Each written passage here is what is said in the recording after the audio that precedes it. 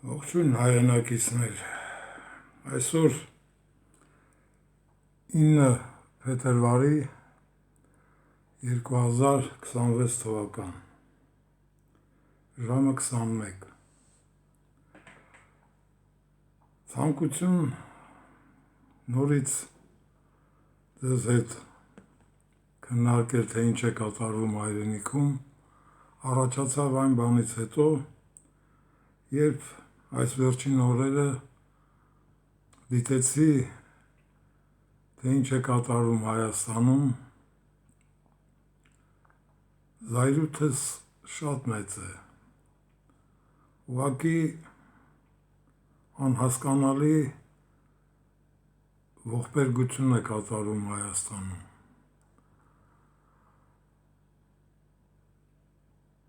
Ամենացավալին այսպես կոչված ընդդիմադիրներն են իրենց ելույթներով, իրենց քննարկություններով և պատրաստակամ սպասելով, որ Հայաստանում ընտրություններ են լինելու։ Զայրույթով, բայց նորից ասեմ, ինչ եք ընտրելու, ում եք ընտրելու և ում մեջ եք ընտրելու, ովքեր են ձեր ընտրյալները, այսպես կոչված ընդդիմադիրները, որ միայն քննարկում և իբր քննադատում են հերթական ստահակությունը, որը կատարում է Վավայի վիժվածքը, դրանով Հայաստան եք փրկելու։ Զարմանալի է, երբ խոսում են Քորլեոնի աշխատակազմի մասին, խոսում են Քոչարյանի աշխատակազմի մասին, խոսում են Սերժ Սարգսյանի աշխատակազմի մասին, շատ զարմանալի է։ Փոքրիկ Հայաստան,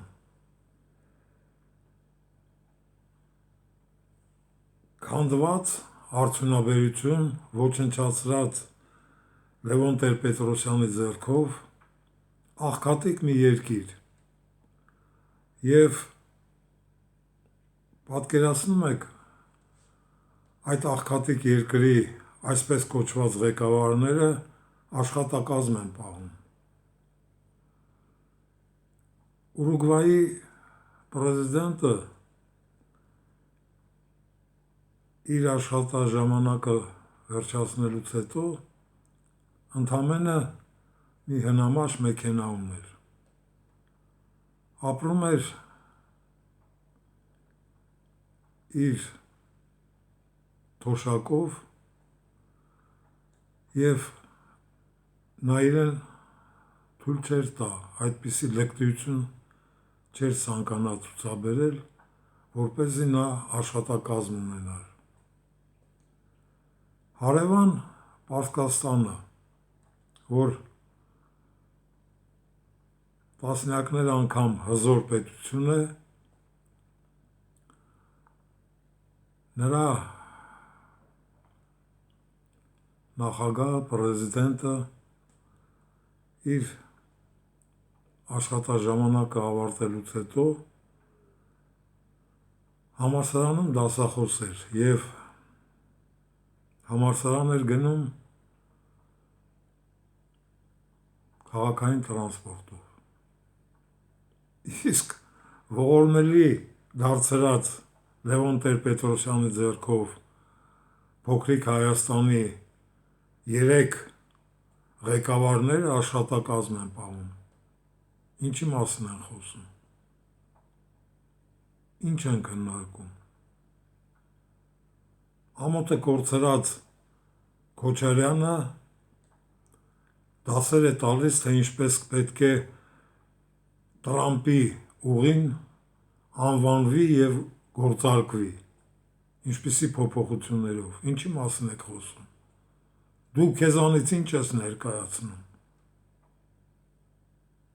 քանդված Հայաստանը, որ քեզ պաս էր տվել Քորլեոնը, դարձրեցիր քո և քո զավակների հարստացման միջոց։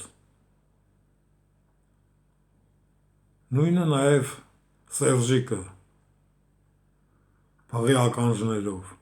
Հետաքրքիր է, ինչքան ստահակ են մարդիկ, այնքան ականջները մեծ են, ինչպես այս Վավայի վիժվածքինը, և գումարած նրա կուզը, կանացի կրծքերը։ Ում եք ընտրում, ինչ եք մտածում։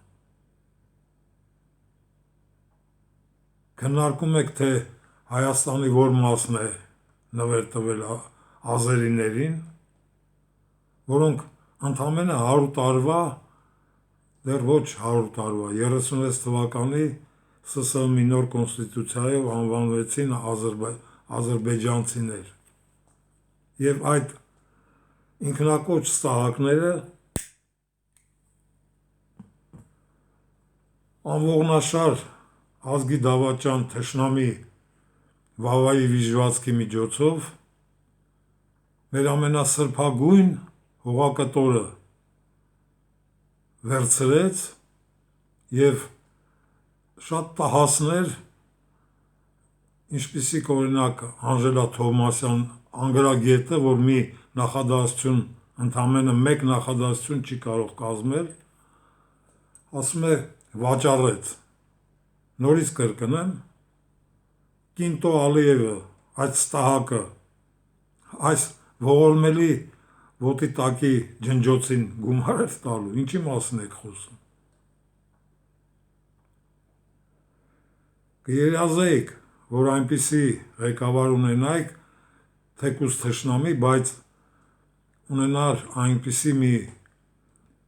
մարդկային ուժ, որին առաջարկեին ինչ-որ գումար և այդ գումարի դիմաց խլեին մեր սրբագույն, ամենահայապաշտպան, ամենամնակյաց Արցախը։ Դեռ 1920 թվականին Ստահակ Նարիմանովը, ցուցադրել եմ ձեզ,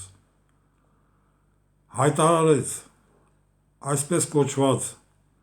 Ադրբեջանի ղեկավարը հայտարարեց, որ Նախիջևանը, Արցախը և Սյունիքը դրանք հայկական անբաժանելի մաս են, հայկական պետության։ Ով է այդ մասին խոսել։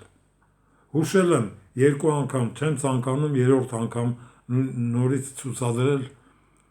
այդ տեսահոլովակը։ Ցանկությունս միայն ինձ լսողներին հայտնեմ, որ եթե մարդկային նշույլ մնացել է ձեր մեջ, փոխանցեք ձեռքից ձեռք, բացատրեք, թե ինչ է կատարվել և ինչ են անում այժմ, ինչ ընտրությունների մասին եք խոսում։ 70 տարի հզորացած Հայաստանը, որն ուներ Մետաքսյան, Շոլկինը, որն ուներ Ալիխանյան եղբայրներ, Հերունու պես հզոր մի աստղաֆիզիկոս,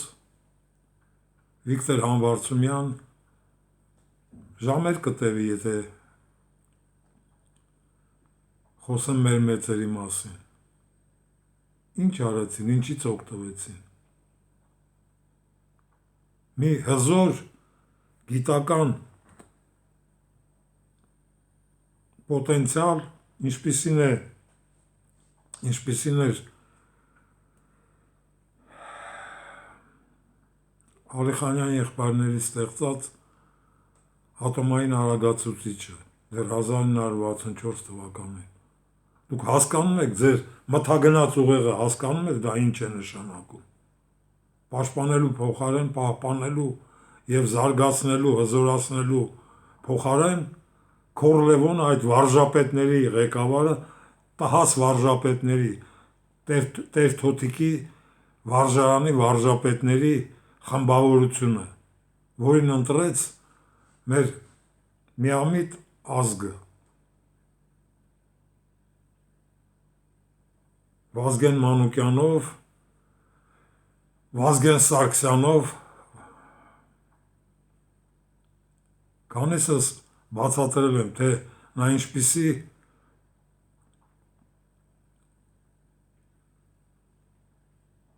զինվորական ղեկավար էր Հայ ազգի համար։ Բացատրել եմ, թե ինչ կատարվեց ՑԿ-ի շենքի բակում Արզույան եղբայրների հետ, երբ որ նա $500 վերցրել էր և գնդացիրը չէր տվել, ասեց դեռ հիշում եք այդ $500-ը, և փամփուշտներ տալու համար $1000 նորից ձեռքներից փող խլեց, ովքեր թուրք գերեվարվածների էին բերել, որպեսզի փոխանակեն գերեվարված հայերի հետ վերջին գնացքի, որը Նախիջևանով էր գնացել, մեր հողերով։ Ինչի մասին եք խոսում։ Առաջին օրվանից, երբ որ այս տահակը, վավայի վիժվածքը, ձեր տհաս խելքով նրան տվեցիք հնարավորություն մեր ողորմելի արդեն դարձած հայրենիքը ղեկավարելու, ընդամենը մեկ հաղորդում նայեցի Արթուր Բախտամյանի «Կեսգիշերն անց», որտեղ նա իր իդեալը համարում էր Վանո Սիրադեղյանին, մի ստահակի, մի ճիճուի, որը ոստիկանության ուժը կիրառում էր ազգի դեմ,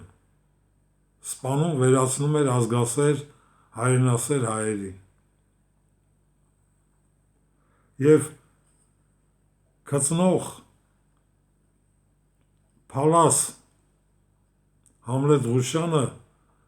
այդ օրերին իմ հետ հարցազրույց էր ունեցել, ասեց իրադրություն է փոխվել, ասեցի չի փոխվել, ես սրանց չեմ հավատում, իսկ այսպես կոչված ազգասեր, ընդդիմադիր Արթուր Խաչիկյանը ասում է, երկրորդ անգամ երբ նրան ընտրեցին, իսկ առաջի անգամ դու նրա ոտքերի տակ էիր, ինչպես Գառնիկ Փիսագուլյանը,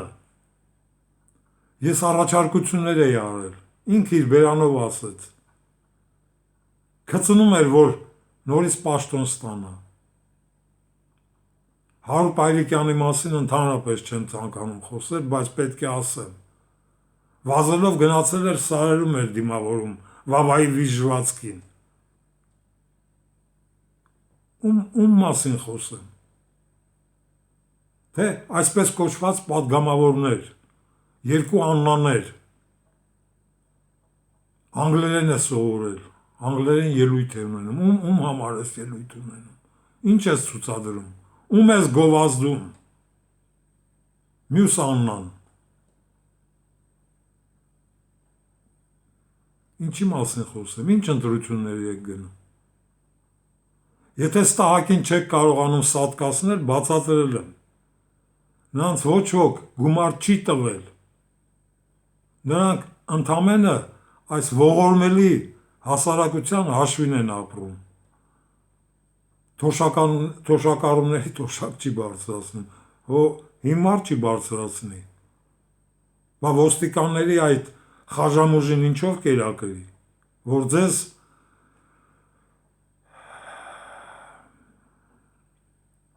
պահեն վախի սարսափի մեջ, ինչի մասին խոսեմ,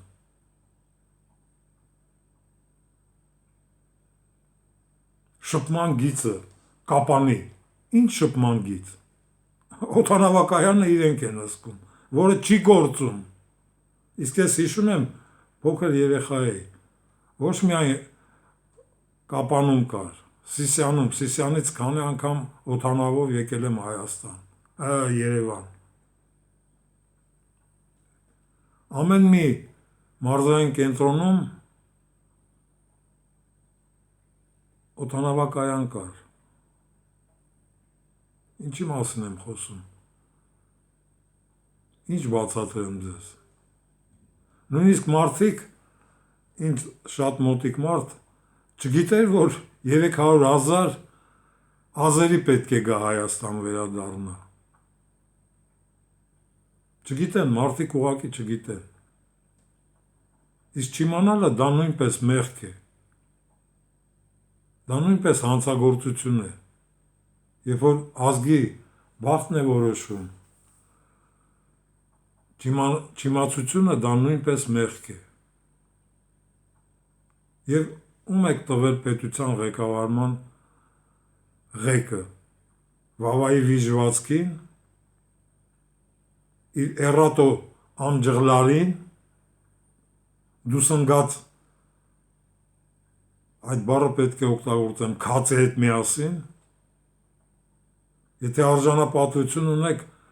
պետք է սրանց բոլորին, այդ էռատոին իր դուրս պրծուկի հետ միասին, երբ որ կազմավորվի անժամկետ անկուսակցական ռազմական խորհուրդ իրացյանով, զինվորական պոռնկատուն պետք է տանեն, որ զինվորները նրանց վրա վարժվեն, ինչի մասին եք խոսում,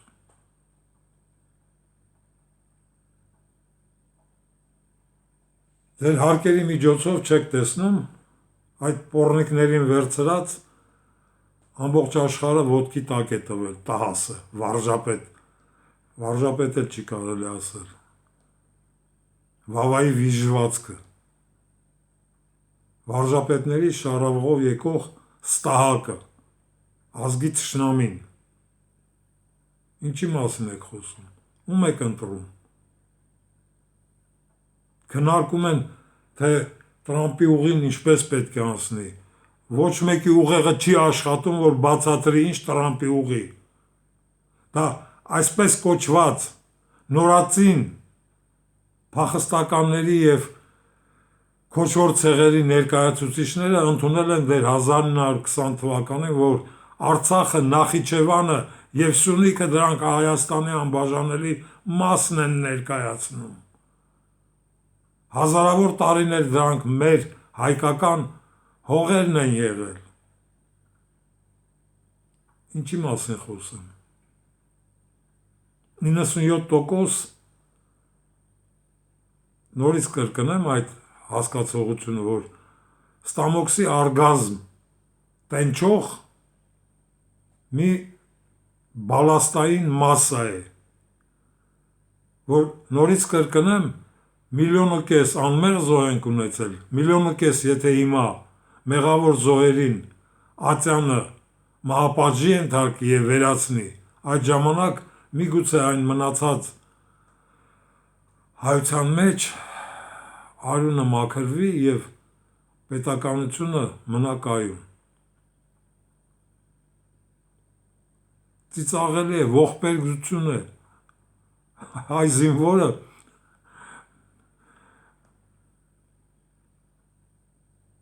գտնվում է թուրքերի, ազերիների,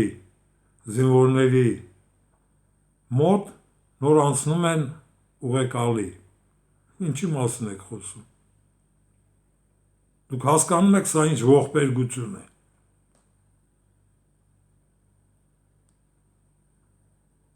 չկա ոչ մեկի մոտ արժանապատվություն,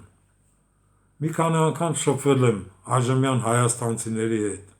ստախոս, խաբեբա, արարածներ, այս խոսքերս լսողները կհասկանան ում մասին է խոսքը, խաբեբա, ստախոսներ, ինչ պետք է սպասել դրանցից, զզվանք է առաջանում,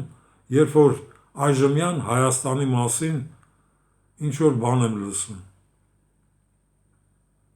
երբ որ տեսնում եմ ինչպես են գովազդում իրենց, այսպես կոչված ընդդիմադիրները,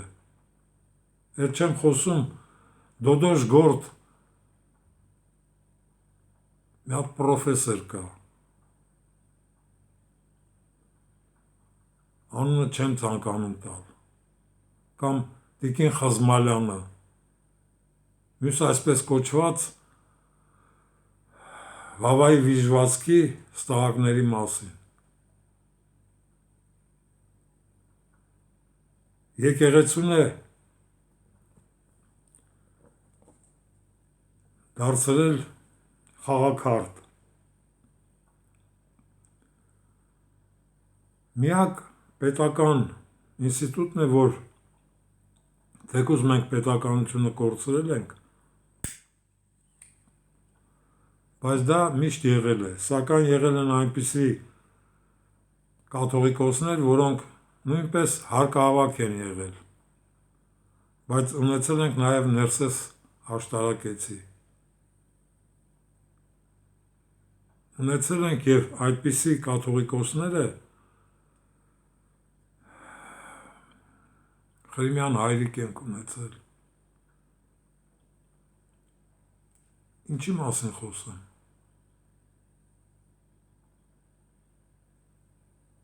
Նորից բացատրեմ 168 հոգով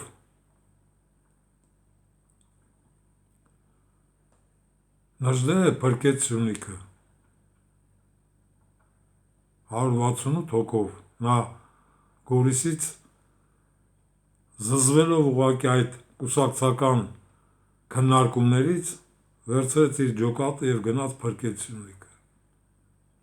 Այնպես որ եթե 1,5 միլիոն այժմյան Հայաստանի այդ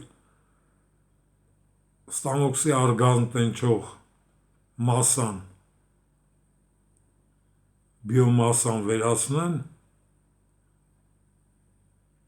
նորից 168 հոգի կհայտնաբերվեն, ովքեր կփրկեն Հայաստանը։ Ինչի մասին է խոսքը։ Ինչքան բացատրեմ, եթե արժանապատվություն ու խիզախություն չունեք, ցուցաբերեք հմտություն, հասկացեք իմ հուշած սիստեմը, ինչպես կարելի է այս տաղակին վավայի վիժվածքին ծնկի բերել և վերացնել, ոչ թե նրա հետ գնալ ընտրության։ Ընդամենը հարկեր մի վճարեք։ Նորից կրկնեմ, Թուրքմենչայի Գյուլիստանի պայմանագրերով բոլոր տհաս հայերը Շահ Աբբասի անունը շատ լավ գիտեն, ով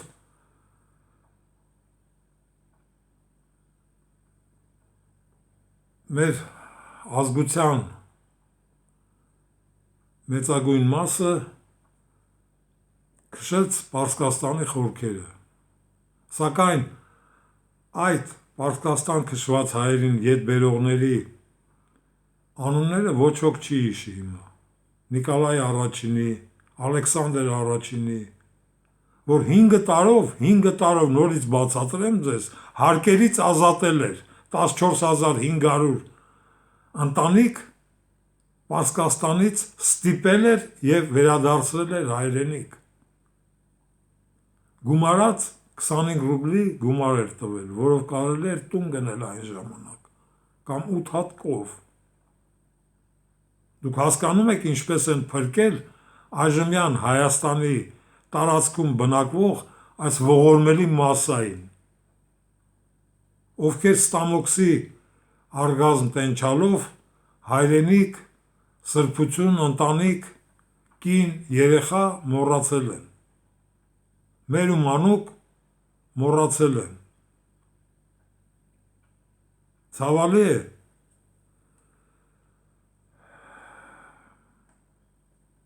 Ես բացատրել եմ, թե ով ընկել է ձեռքս, ոտքերիս տակ սատկացրել եմ, Գագիկ Հարությունյան, նորից կրկնեմ, Նեմեց Ռուբո, Դավիթ Տոնոյան, ստահակներ, նույնիսկ Հայաստանում ամենացածր պաշտոն կրող անձը այսօրվա, դա թշնամի է, նրանց վերացնել է պետք։ Ցանկությունս երևի վերջին անգամ է, ինչ ընտրությունների եք գնում, նորից կրկնեմ, եթե 1 ամիս հարկեր չվճարվեն, այս տահակը իր պոռնիկ ընտանիքը կվերցնի և կփախչի, եթե թույլ տաք։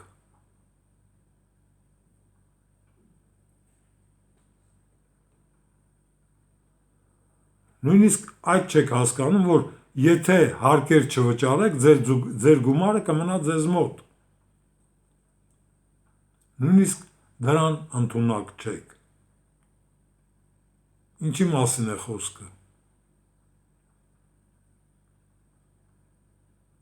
Ցանկությունս ձեր հետ զրուցելու իրոք սպառվում է։ Ցանկություն չունեմ նորից բացատրել այն աքսիոման, որի մասին տարիներ շարունակ խոսել եմ։ Ձեզ համար իմ ելույթները էնցիկլոպեդիա, ինչպես կարելի է Հայաստանը փրկել։ Միջոցներն էլ գիտեմ, բացատրել եմ բազում անգամներ, ինչպես կարելի է Հայաստանը, այս ավիրված Հայաստանը նորից ոտքի կանգնեցնել, փրկել։ Դեղատոմսերն էլ եմ տվել։ Չեք հասկանում։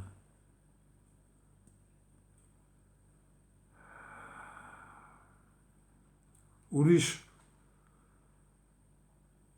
ասելիք չունեմ։ Ցավալի է, բայց փաստ է։